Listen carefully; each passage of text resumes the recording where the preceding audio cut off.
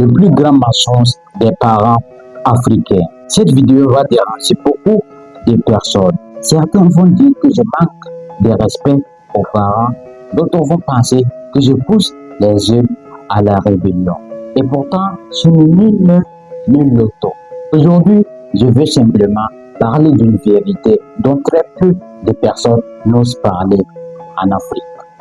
Dis-moi, si tu avais le pouvoir de choisir, tu préfères naître dans une famille riche ou dans une famille pauvre? La plupart d'entre vous répondront immédiatement dans une famille riche. Pourquoi? Parce que nous savons tous qu'il est encore plus facile de courir lorsqu'on commence la course quelques mètres devant. Et pourtant, chaque jour, des millions d'enfants naissent dans des familles qui n'ont presque rien. Alors, ils n'ont pas choisi leur point de départ, mais ils devront vivre avec. Le problème n'est pas de naître dans une famille pauvre. Le problème, c'est quand la pauvreté devient une manière de penser. Imagine un garçon qui grandit dans un petit quartier et chaque matin, il voit ses parents se battre pour payer les factures. Il entend souvent cette phrase: nous souffrons aujourd'hui pour que toi, tu puisses réussir demain. Alors, il promet de changer la vie de sa famille. Et à 18 ans, il découvre Internet. Il découvre l'entrepreneuriat. Il découvre qu'on peut vendre des produits, créer une entreprise, apprendre des compétences. Vous le savez déjà, il est rempli d'espoir. Alors, il annonce son projet. Et là, les réponses tombent. Ce n'est pas un vrai travail. Trouve plutôt un emploi. Le business, c'est pour les riches. Tu vas perdre ton temps. Alors, les jeunes commencent déjà à douter. Pas parce que son rêve est mauvais, mais parce que ce qu'il aime le plus ne croyait pas en lui. Le vrai problème. Je veux que tu comprennes quelque chose. Nos parents nous aiment énormément. Ça, je n'en doute même pas une seule seconde. Ils veulent notre bonheur. Ils veulent nous protéger. Mais aimer quelqu'un et savoir le préparer au monde de demain, c'est deux choses différentes. Nos parents nous donnent souvent les meilleurs conseils qu'ils connaissent. Mais le problème, c'est que le monde change beaucoup plus vite que les conseils. Nos parents ont grandi dans une époque où avoir un emploi stable était souvent le chemin le plus sûr. Et aujourd'hui, le monde est complètement différent. Internet a changé les règles. L'intelligence artificielle change les métiers. Le commerce en ligne permet à un jeune de vendre à l'autre bout du monde depuis son téléphone et les opportunités ne sont plus les mêmes. Pourtant, beaucoup de conseils sont restés identiques. Il existe une phrase que moi j'aime beaucoup. Ne demande pas à quelqu'un qui n'a jamais traversé l'océan comment est-ce qu'on fabrique un bateau. Ce n'est pas une insulte, mais c'est une réalité. Si une personne n'a connu qu'une seule façon de vivre, alors il donnera naturellement des conseils basés sur cette expérience. Et c'est normal, mais cela ne suffit pas que ce soit la seule voie. Je vais maintenant te parler de moi. Quand j'ai voulu lancer mon premier business, très peu de personnes y croyaient. Certaines personnes pensaient que je perdais mon temps. D'autres me demandaient pourquoi tu obstines autant. Je pouvais les comprendre parce qu'ils regardaient seulement moi mon présent, mais moi je regardais mon avenir. Pendant que d'autres critiquaient, moi je faisais des erreurs. Et pendant que certains dormaient, moi je construisais quelque chose, même si personne ne voyait encore. Et un jour, je payais certains de mes dépenses. Je dépendais moins des autres. Et c'est là que les regards ont commencé à changer. Les mêmes personnes qui doutaient ont commencé à m'encourager. Et ce jour-là, j'ai compris une leçon que je n'oublierai jamais. Les résultats parlent une seule langue que tout le monde comprend. Alors, laisse-moi te poser une seule question. Combien de rêves sont morts? Pas parce qu'il était impossible, mais parce qu'une personne de l'entourage a dit que ça ne marchera jamais. Et si le plus grand obstacle de notre réussite n'était pas le manque d'argent, mais les limites que nous avons fini par croire. Pourquoi beaucoup de familles restent pauvres de génération en génération? Je vais maintenant te dire quelque chose qui peut te choquer. La pauvreté ne se transmet pas seulement par le manque d'argent. Elle se transmet aussi par les habitudes, par les peurs et par les croyances. Réfléchis à ça 2 secondes. Imagine 2 jeunes qui naissent le même jour. Et le premier naît dans une famille où chaque mois, les parents mettent un peu d'argent de côté. Et ils lui parlent d'investissement. Ils lui apprennent à gérer son argent. Et ils lui disent, tu peux créer quelque chose de grand. Le message aux jeunes, je ne te demande pas de manquer de respect à tes parents, jamais. Je te demande de les aimer, de les honorer, mais aussi d'apprendre et de former, d'écouter des personnes qui ont déjà construit ce que tu peux construire. Parce qu'un conseil n'est pas vrai simplement parce qu'il vient d'un proche. Non, il faut aussi regarder l'expérience que se cache derrière ce conseil. Respecter ses parents et réfléchir par soi-même peuvent aller ensemble. Maintenant, je vais parler directement aux parents.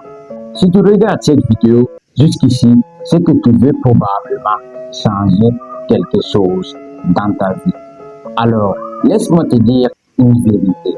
Le plus grand héritage qu'un parent puisse laisser à son fils, ce n'est pas une maison, ce n'est pas une voiture, ce n'est même pas un terrain. Mais le plus grand héritage, c'est un bon départ.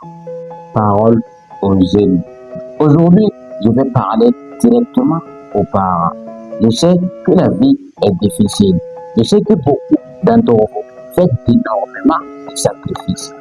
Vous privez parfois de manger pour que vos enfants mangent. Vous travaillez sous le soleil.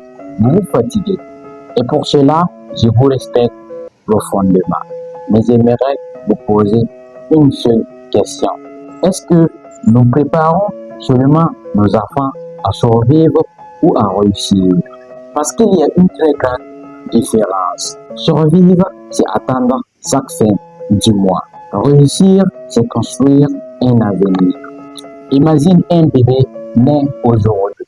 Ses parents décident de mettre un peu d'argent de côté, une petite somme chaque mois. Pas une fortune, seulement ce qu'ils peuvent. Ils continuent ça pendant 18 ans. Et le jour où cet enfant devient majeur, il veut ouvrir un commerce, acheter son premier ordinateur, ouvrir son premier boutique en ligne, suivre une formation.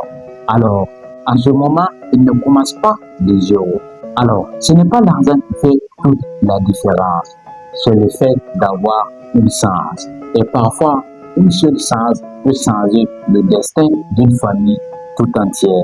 On pense souvent que le vrai héritage, c'est seulement l'argent. Non, je ne suis pas d'accord. Le vrai héritage, c'est aussi les habitudes. Si un père apprend à son fils à économiser, il lui laisse un héritage. Si une mère apprend à son fils à investir sur lui-même, elle lui laisse une richesse. Et si des parents apprennent à leurs enfants à développer une compétence, à apprendre avec honnêteté, ils lui laissent une richesse que personne ne pourra jamais voler. Et comme le dit un proverbe africain, l'enfant que l'on éduque aujourd'hui sera le parent de demain. Laisse-moi te poser une question qui va changer l'histoire de ta famille. Laisse-moi te poser une question qui va changer l'histoire de ta famille. Ton voisin, le gouvernement, ton patron ou toi. Sa grande histoire commence par une seule décision.